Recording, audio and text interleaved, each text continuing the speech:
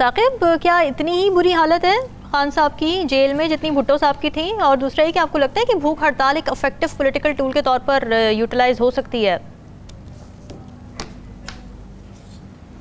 نہیں، effective tool تو ہو سکتا ہے، اس پہ ڈیفینیٹلی پی ٹی آئی جو ہے وہ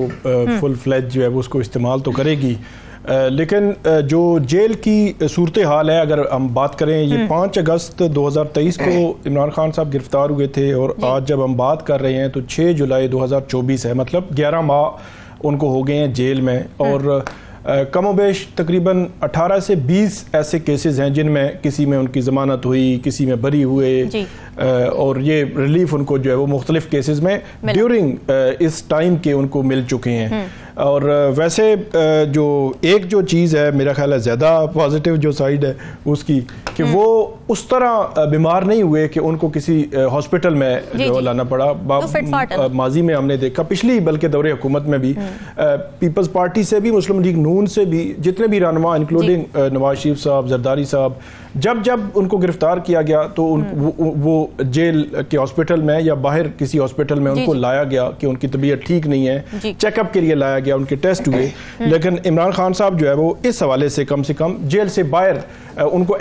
سچ کوئی اس قسم کا کوئی معاملہ نہیں ہوا کہ ان کو باہر انہوں نے کہا کہ مجھے لے کر جائیں۔ اندر وہ وہی بات ہے کہ فزیکلی وہ ورزش بھی کرتے ہیں، ویسے وہ جو میڈیا انٹریکشن ان کا ہوتا ہے اس میں تو فزیکلی وہ بالکل مینٹلی بھی اور فزیکلی فٹ بظاہر جو ہے وہ نظر آتے ہیں۔ اب جو انہوں نے جو بھوک ہڑتال والا معاملہ کیا ہے، اس کے اثرات ڈیفرنٹ ہیں۔ ان کو 3 سزائیں ہوئیں، ایک 30 جنوری، ایک 31 جنوری اور ایک 3 فروری کو۔ تینوں سزائیں جو ہوئیں، اس میں جو ان کے مخالفین ہیں انکلوڈنگ مسلم لیگ نون کے کچھ لوگ، وہ یہ کہتے ہیں کہ یہ فیئر ٹرائل نہیں ہوا، ٹھیک ہے، اور بغیر فیئر ٹرائل کے سزائیں ہو گئی۔ اب یہ کوئی عام جو بندہ نہیں تھا، عام کوئی ملزم نہیں تھا، بلکہ ایکس پرائم منسٹر تھا، اور ان 3 کیسز میں تینوں کیسز کی ڈیفرنٹ نیچر تھی، بڑی ہائی نیچر تھی۔ ایک عدت کا کیس جس میں آج تک اس قسم کا کوئی کیس نہیں آیا، سزا نہیں ہوئی، وہ آپ سن رہے تھے۔ ایک سائفر کا کیس جس میں اتنی ہائپ گورنمنٹ نے بنائی، اور اس کے بعد تیسرا جو ہے وہ توشہ خانہ کا کیس، اس میں انہوں نے کرپشن کی ہے۔ تو تینوں کیسز میں ان کو فیئر ٹرائل نہیں ملا، یہ ایڈمیٹڈ جو ہے وہ چیزیں ہیں۔ اب وہ 11 ماہ ہو گئے ہیں وہ جیل میں۔ عدت والے کیس میں نیکسٹ ویک میں وہ کیس کنکلوڈ ہونے کا جو ہے وہ امکان ہے، اگر ان کو ریلیف ملتا ہے۔ تو اس ریلیف سے پہلے ہی حکومت وقت نے، احسن اقبال صاحب نے کہا تھا کہ وہ 5 سال کی انہوں نے بات کی پہلے، کہ 5 سال کے لیے اندر رکھنا۔ پھر جس دن پچھلے ہفتے جو ہے فیصلہ آنا تھا جو سزا معطلی کا، اس وقت بھی مختلف جو وزیر تھے وہ یہ کہہ رہے تھے کسی اور کیس میں گرفتار ہو سکتے ہیں۔ پنجاب حکومت نے بھی یہ کیس کی منظوری دی ہے، ایف آئی اے نیب وہی کیسز جو ہے وہ بھی تحقیقات کر رہی ہیں۔ تو جو یہ سینیریو ہے، جو سچویشن ہے، اس سچویشن کے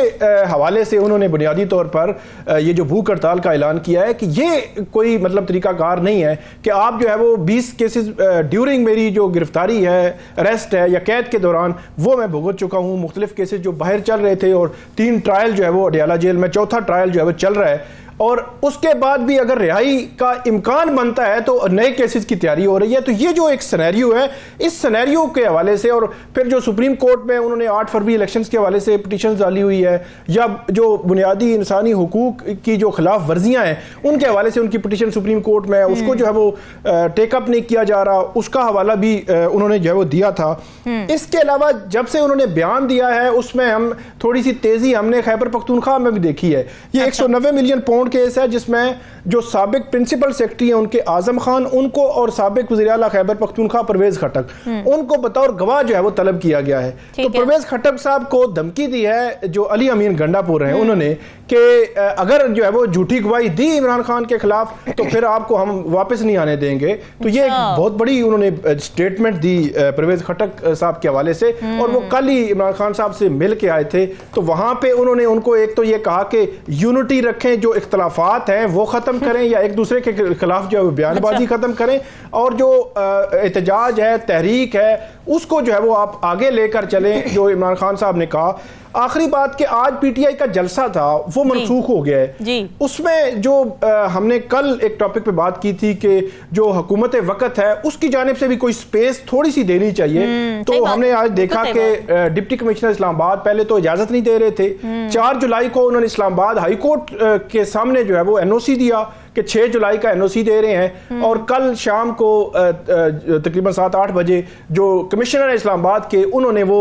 NOC جو ہے منسوخ کر دیا اور یہ کہا کہ وہ سیکیورٹی کے وجوہات ہیں. اور اعظم نذیر تارڑ صاحب کا میں نے بیان سنا, انہوں نے کہا کہ وہ جو ترنول کا علاقہ ہے جہاں پہ یہ جلسہ ہونا ہے وہ حساس علاقہ ہے. تو میں حیران ہو گیا کہ اسلام آباد انتظامیہ نے ایک حساس علاقے میں ان کو جو ہے وہ اجازت دے دی کہ آپ جو ہے وہ جلسہ کر لیں, اور اس کے بعد اس کو منسوخ کر دیا اور آج ان کا پھر جلسہ نہیں ہو سکا کہ اس حساسیت کو ختم کرے اور سیکیورٹی کو مینٹین کرے. اور کیا کرنا ہے, حکومت کی ذمہ داری ہے کہ سیکیورٹی انشور کرے عام سٹیزنز کو جو بھی وہاں پر جلسہ کرنا چاہتا ہے. ثاقب, ایک طرف ظاہر ہے ہم یہ دیکھ رہے ہیں کہ قانون سازی ہوئی ہے حکومت کی جانب سے الیکشن ٹرائبیونلز پر, دوسری طرف سپریم کورٹ کا ایک فیصلہ آیا تھا جس کے بعد پنجاب کے جو الیکشن ٹرائبیونلز تھے انہوں نے کام روک دیا ہے. اب یہ دو چیزیں پیرالل چل رہی ہیں, کس طرح سے آپ اس کو آگے پروسیڈ ہوتا ہوا دیکھ رہے ہیں؟ کیا حکومت واقعی انفلوئنس کرنا چاہتی ہے آپ کی نظر میں بھی؟ ایک تو حکومت اور الیکشن کمیشن ان دونوں کا اس سارے معاملے میں جو کردار ہے اس پہ بات کرنا ضروری ہے. الیکشن کمیشن کی اگر بات کی جائے تو جو سندھ میں, خیبر پختونخوا یا بلوچستان میں جو ٹریبیونل, ایون اسلام آباد میں جو ٹریبیونل لگائے گئے ان میں پینل جو ہے وہ نہیں مانگے گئے. مطلب آپ نے اگر 2 ٹریبیونل جج لگانے ہیں تو یہ نہیں مانگا گیا کہ آپ 5 دے دیں, ہم 2 سلیکٹ کر لیں گے. نہیں, پنجاب کی باری آئی تو پنجاب میں جو ہے وہ پینل مانگا گیا. ایک بات. پھر اگر اوورآل میں تجزیہ کروں پنجاب کی جو, کیونکہ سب سے بڑا مسئلہ فارم 45-47 کا جو معاملہ ہے وہ پنجاب میں 180 سے زائد پٹیشنز ہیں پنجاب میں.